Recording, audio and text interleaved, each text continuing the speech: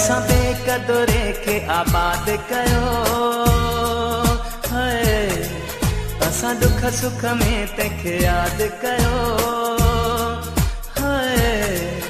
असां बेक़दुरे खे आबाद कयो, असां दुख सुख में तंहिंखे यादि कयो। सॼी दुनिया चयो वफ़ा कोन कंदुई है, सॼी दुनिया चयो वफ़ा कोन कंदुई, पोइ बि पंहिंजो घर बर्बाद कयो है, असां बेक़दुरे खे आबाद कयो है,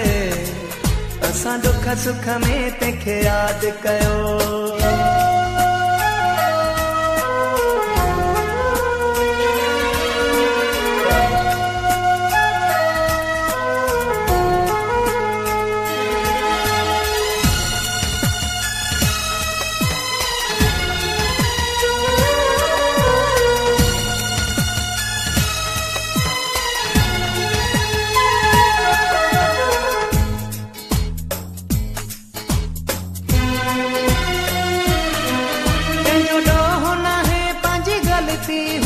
जो मूंखे बि ॾाढी मस्ती हुई,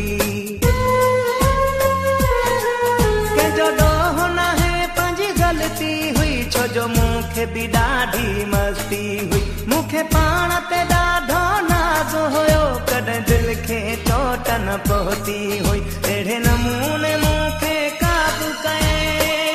है, अहिड़े नमूने मूंखे काबू कयईं, मां हुनखे पंहिंजो उस्ताद कयो है, असां बेक़दुरे खे आबाद कयो है, असां दुख सुख में तंहिंखे यादि कयो।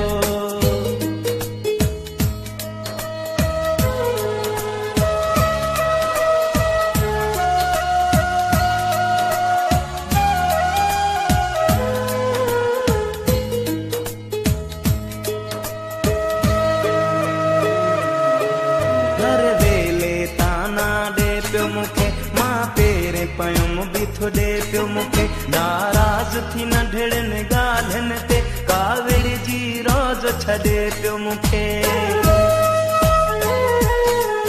हर वेले ताना ॾे पियो मूंखे, मां पेरे पयुम बि थो ॾे पियो मूंखे, नाराज़ थी नंढड़नि ॻाल्हियुनि ते काविड़ जी रोज़ छॾे पियो मूंखे, मजबूर थी मां रखी दिलि ते पथर है, मजबूर थी मां रखी दिलि ते पथर, पोइ हुनखे खणी आज़ाद कयो है, असां बेक़दुरे खे आबाद कयो है, असां दुख सुख में तंहिंखे यादि कयो।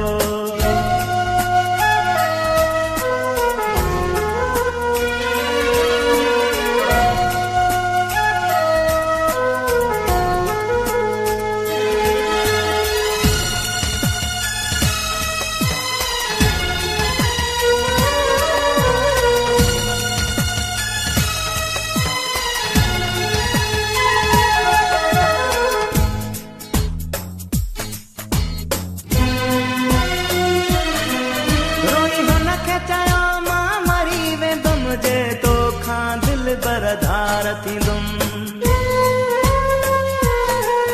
रोई हुनखे चयो मां मरी वेंदुमि, जे तोखां दिलि बरधार थींदुमि, हुन मुर्की चयो मोरा संजराणी, मूंखे कुझु न थींदो मां ख़ुशि रहंदुमि, मुंहिंजी अखियुनि में रत जा नीर ॾिसी